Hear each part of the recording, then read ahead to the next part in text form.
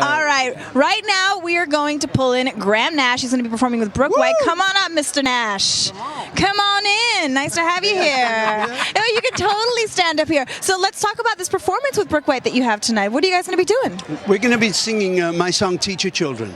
Well, we look forward to seeing you guys perform tonight. We're going to go out to break. You guys come on back. It's the American Idol finale. Don't go away. Thank you.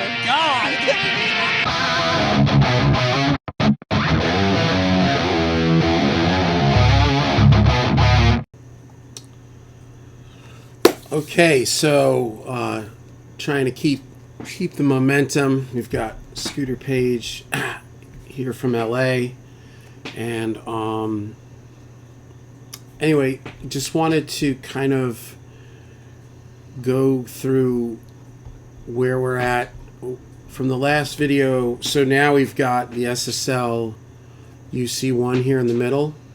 Very cool. Amazing. I'm really stoked. It's really a lot of fun too. And then I've got the S1, the Avid S1 over here. The Avid set is over here.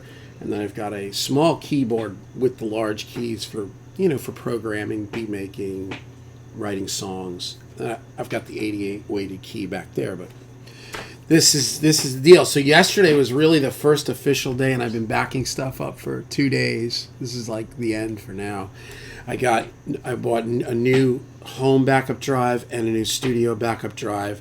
I filled up all the other ones. Everybody's out, being cycled out, put in the safe, so they're safe. And because you got to be really careful with people's music, right? It's really important. Yeah, and be careful if you have people working at your studio. Make sure that you have good protocols in place, and that people adhere to them perfectly. I mean, the key is for this, when it comes to like file management, backing up, client records, where the samples are, trying is not is not acceptable. I was in the military. They used to say about trying. They used to say, trying is lying. And boy, that is true. All right, so the I.O. has been a couple of last little tweaks. It's done. I'll go through the template and where am I? Session drive. There you go. Okay, cool. And everything is like uber backed up. I actually went and bought a hard drive yesterday at Best Buy, and I backed up all of Scooter Page's stuff for the last 6 years, and I'm sending it home with him. And so I've got like 3 versions. He's got a version, and then he has a hard drive at home. And I'm like, I would suggest when you get home, back this up, and then you have everything. It's really important. All right, so we go to our templates, and I know this seems very redundant, but it isn't. But we're getting there now, because we're going to be starting to import this template and start mixing probably tomorrow or Tuesday. I don't know why this last like couple gigs is just sitting there. It's so weird. It's at 10 seconds and 5 seconds. And I mean, I sat here without launching Pro Tools. This is importing all the Kemper profiles. Oh, and yesterday was the first day that I really was working, like tracking guitars and bass and using the Axe effects and the Kemper. And man, it was cool, man. It was cool. They're both cool. And they're different. They each have their thing. So, all right. So here is, I'm just going to re-import my I.O. So I'm going to tell you guys a couple of weird things about that I've learned that, in theory, I probably should have really known. I don't know. Sometimes I'm just mashugana. But one thing that I did... Oh my God.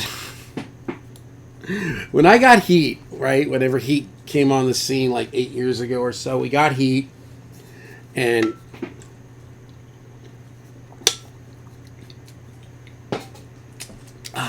in all my guitar playerness, like, right? I don't know. Nowadays, guitar players are not like guitar players used to be. Now, guitar players are like chemists and brain surgeons, and they, you know, the way they talk about the way they set up their rigs and the way they think about music, and most of them have studios and mix, and, you know. But when I was a kid, guitar players were cavemen, and we all played like JMPs or Laneys or Deluxes or, you know, twin reverbs or whatever we were playing. I was really always a Marshall guy. I had an old JMP combo when I was a kid. I think it was a 78 or 79, probably similar to this one here, 50 watt with two 12s. And I hated it. I couldn't get enough gain out of it. I ended up getting rid of it and getting a Laney. And I liked the Laney because it was more like, I don't know, it had more gain. Now, you know, in hindsight, I've been like, oh, it would have been nice. I could have just, I had a super distortion, or no, I had the MXR Distortion Plus, the like puke yellow pedal that was very popular in the like late 70s, like into 1980 or something. I don't know, but I had one of those, but it didn't occur to me to like use that for rhythms. I don't know why. I thought, oh, no, you know, I don't know, like you just want to go right into the amp, you know. I don't know. I used to use it here and there, but I wouldn't just play with it on. Plus back then there was like no noise gates really, and like these pedals were like, you know, so you'd have to turn them on and off. So I think I probably used it for leads. But anyway, so guitar players were, I don't know, I was anyway. Now guitar players are like, you know, so hoity-toity. But check it out.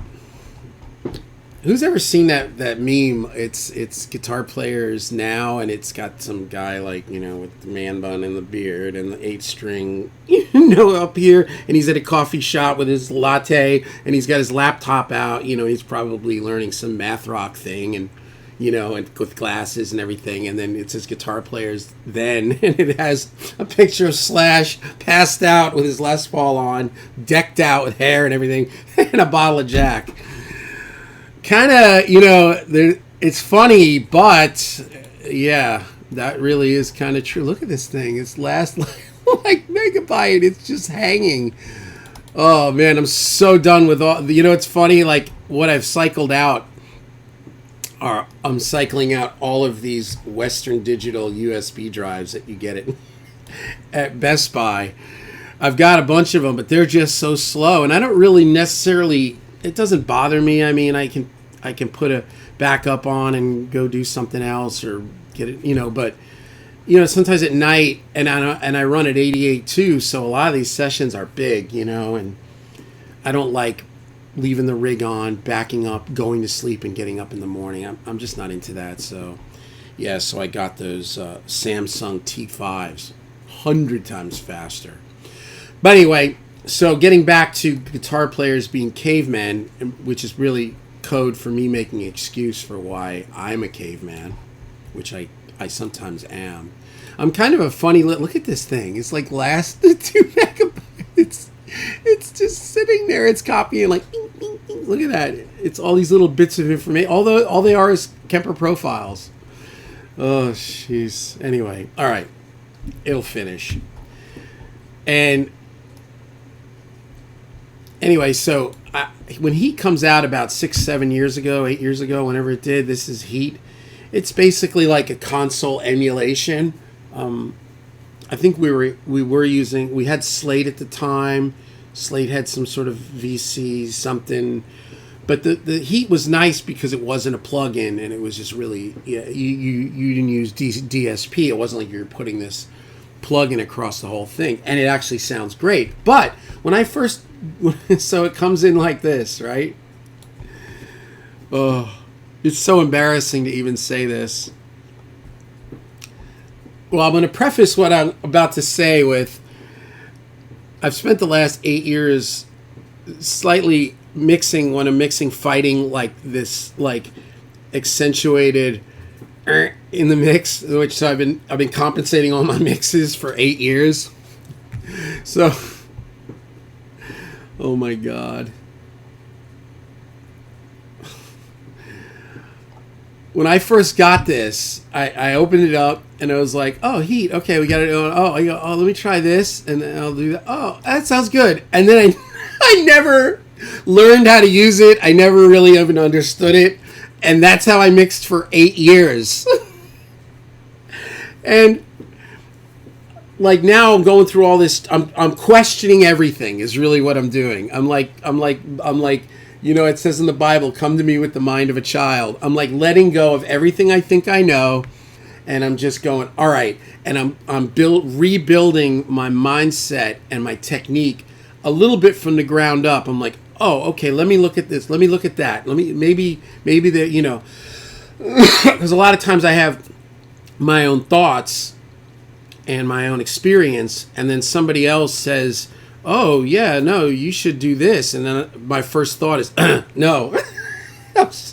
It's like my first line of defense, the first line of defense of my ego is resistance, right? So I just resist. You know, you're 24 years old, you know, I don't know, you know, but anyway, I'm letting this go, you know, because it's not serving me, and you know, and it's cool. I mean, anyway, so I put on my to-do list, right? So I have a notes in my phone, and at night when I think about all this stuff, I write it down so I can actually sleep.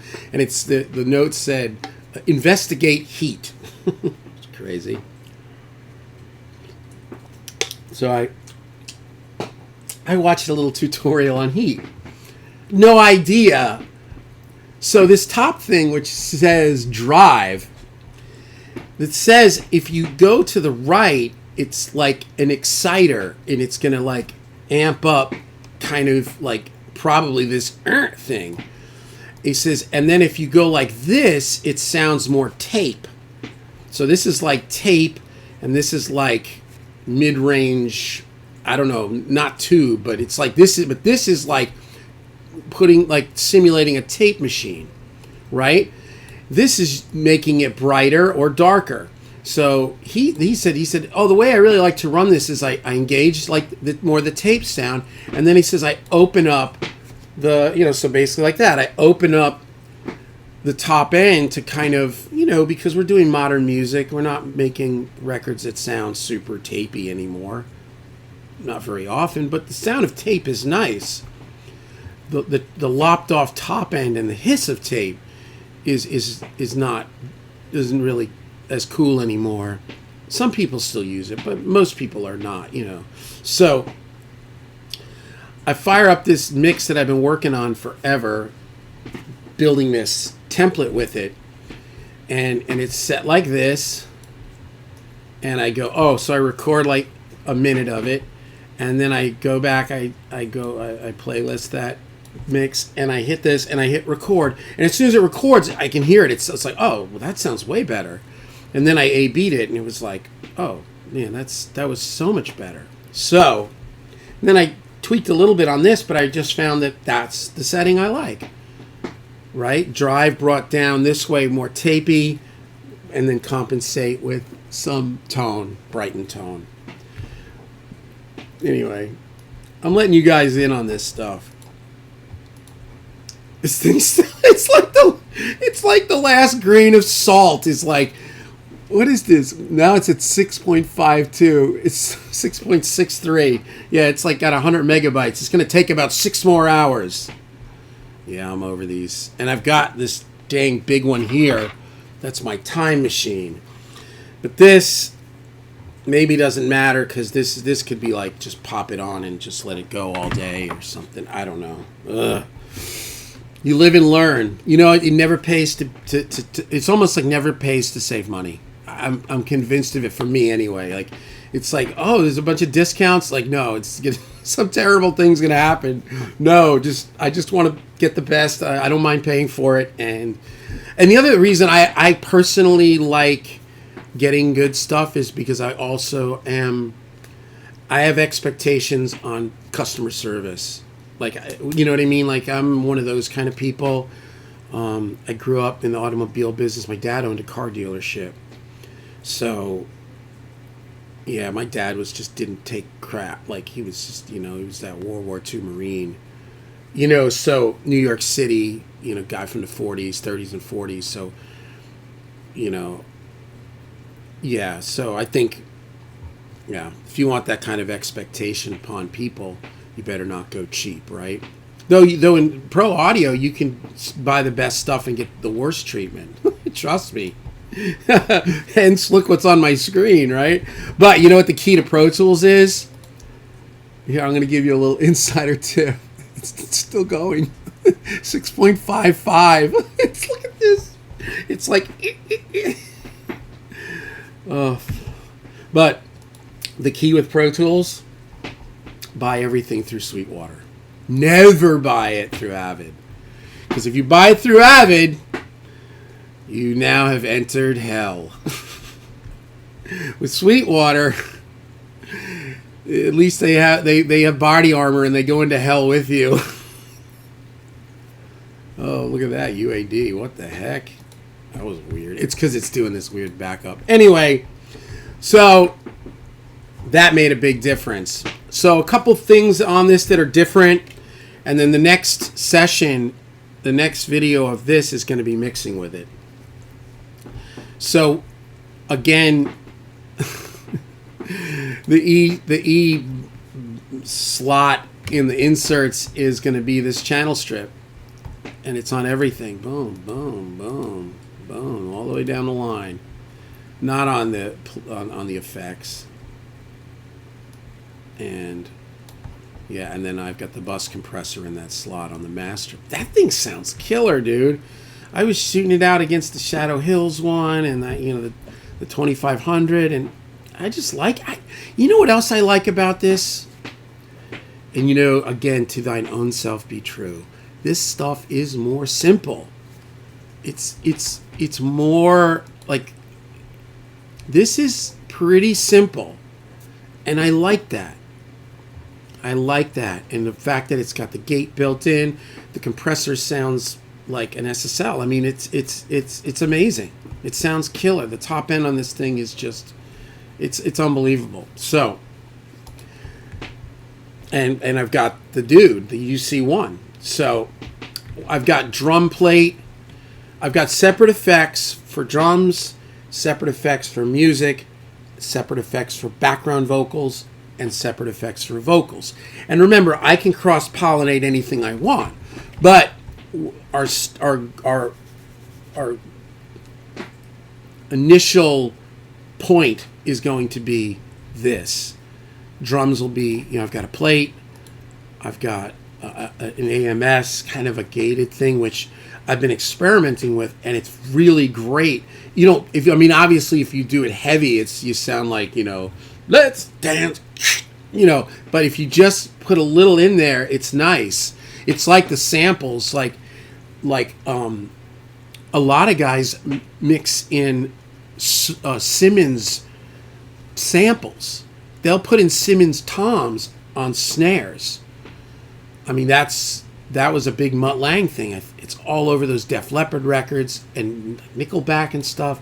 So it's like you've got, like, the sample is like, but you put that in with the, and you get this, I don't know, it does this cool thing. So, plate, gated non-lin kind of funky thing. This I've just got set for a drum room. This I've got set for more of a concert hall, big, which I think really I've been kind of switching this over for now just to chambers, just for my preset. And then I've got my tom Verb, which is this configuration basically got from the Andrew Sheps. But anyway, and I took a lot of stuff off my master. Like, this is where the mix comes in. I've got the ATR, and this is another thing I changed. I've gone to 15 IPS. Man, it really, the 15 IPS with this really sounds like a tape machine. And if you want it more poppy and clean, you can go 30 IPS here. But anyway, bus compressor, and then I've got an L2 coming across to a Pro L. And I engage that, like if I'm sending out like references, or if I'm just kind of doing the ghetto master. And the other thing I have now is I'm patching in my GML. So I've got an 8200, and I experimented patching it in first, which patches it in before the bus compressor, and then also patching it in like here after the bus compressor as an insert. And I liked it better before. And I watched somebody that was using one, and they were like, yeah, it's warmer if you put it before. So I liked that, and it was warmer. And the thing too, like, I could, at the end here, if I was so inclined, I could go to, let's say, UA, and what is that? I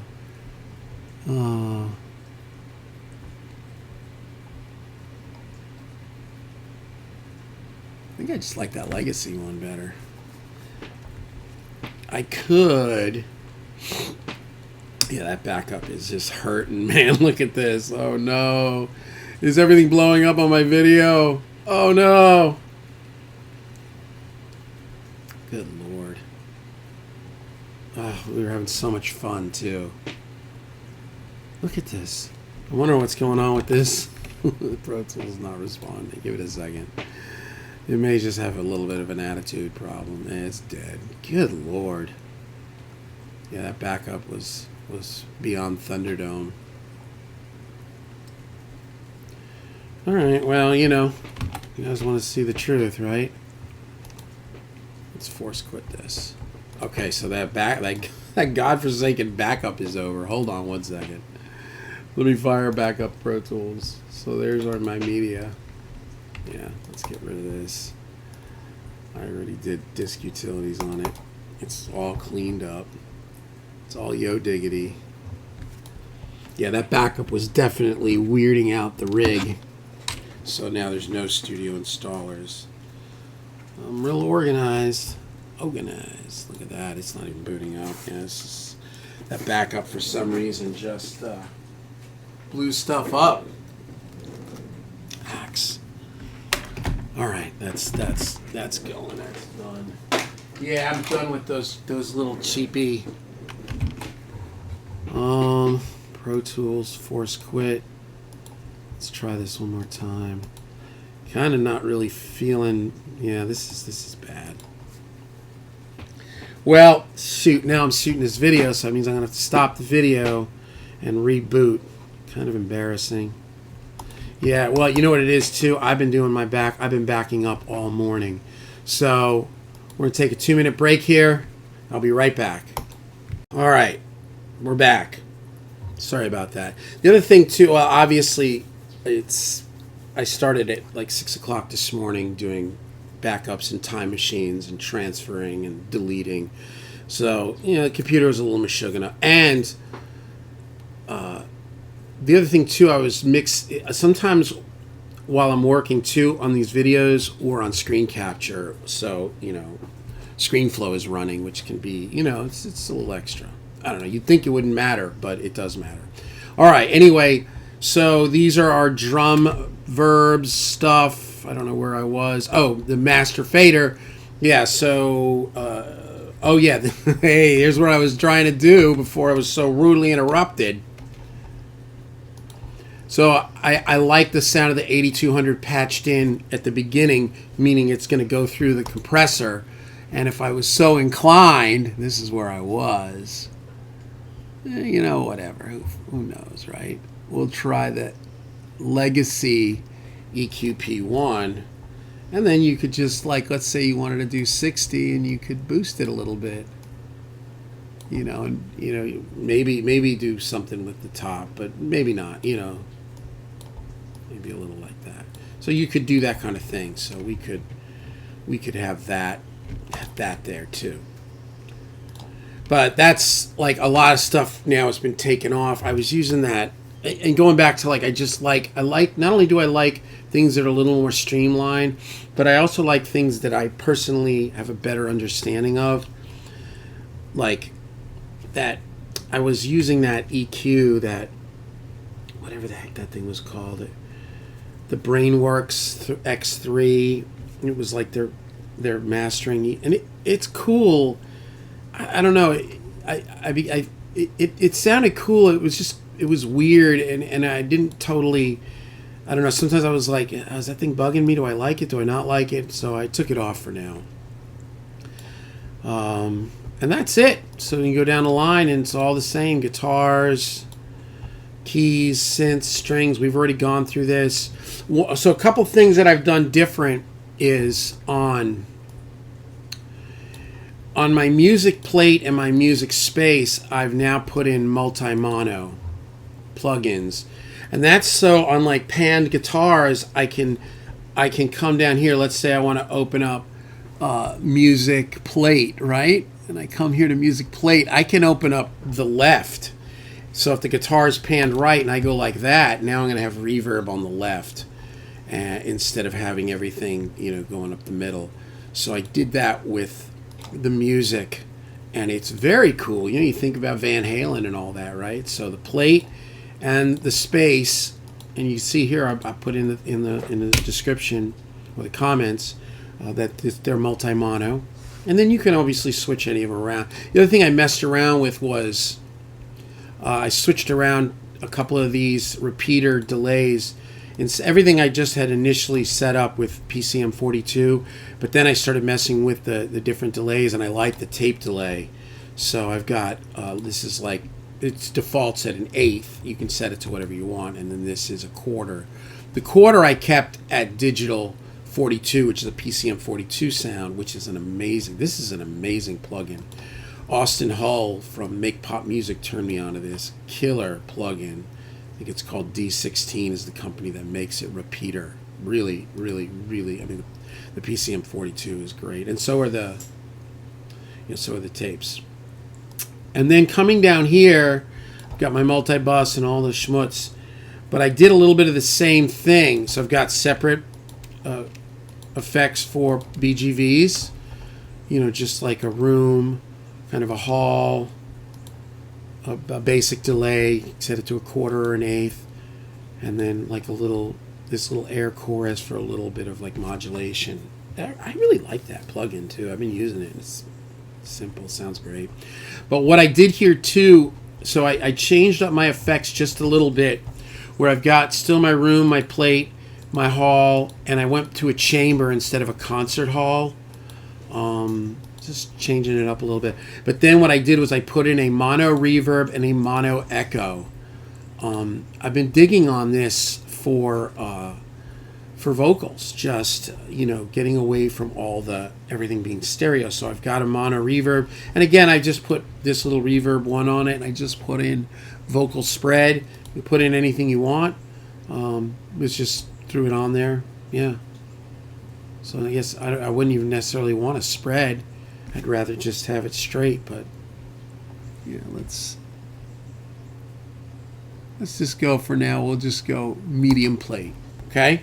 No big deal. You can change it around all you want. But there you go. So there's mono reverb, mono delay. Did a little filtering on it, and also on all these they have, the fab filter, kind of shaving top and bottom, and I can mess with that as I want. And then slap, quarter, long, AMS, split, and then I added in 4 throws here, and they're in the I/O, so I can just drag them over and put them between the source. So let's say it's a vocal sub, and then the vocal sub goes to the quarter note delay, which is cool. But then if I want to really do a throw, instead of going to the quarter note delay, I can take it and then put it to throw 1, and then I can come out throw 1 and go into the quarter note delay. So now basically it's going from the vocal to throw 1. I'll try to put my video up here, and then to the quarter note delay. And the reason is because I can automate this fader here with the S1. So we can I can have some fun with it, and that's it. So that's really it. And I'm gonna do a new time machine, but I'm gonna order a new hard drive. Is that I just can't be dealing with those old. It's time to grow up, Lugo. Anyway, there you go. Also trying to start working with all this stuff on the side. Oh my God, it's so not me. But we'll see. We'll see how it goes. Anyway, so I think for all intents and purposes, that's it for this. Let me just get rid of this EQ one. I'll pull it in if I want. That's it for this. I'm going to start pulling it in. I'm not going to be messing with it because I'm tracking all day, and then I just don't have time to be messing with it. And it's set. I've got VCAs for drums, bass, music, vocal, BGV. All my parallels are separate. I've got drum effects, music effects, BGV effects, vocal effects, and then a master that turns it all down. Right? Now all I need is a good night's sleep so I can actually function at the highest level possible. Right? All right, guys. Like and subscribe. Oh, and also, so who follows Ola Englund? Ola Englund is one of my favorite people, like hands down on the internet, on the interwebs. He is definitely my favorite. He's like the YouTube guy. And he moved into a new spot, and he did a little vlog yesterday. It came out, and it's cool, man. He's there. He's got his wife and kids. He's the dog. I mean, he's like a regular dude, bringing the metal. Really chug. So anyway, yeah, go over to Ola's thing and give him a shout out. Say, hey, his content is just, he's just a cool dude too, you know. He's like one of those people that has it together and is still humble, which is nice. It's refreshing. Anyway, that's it. Like and subscribe a second time.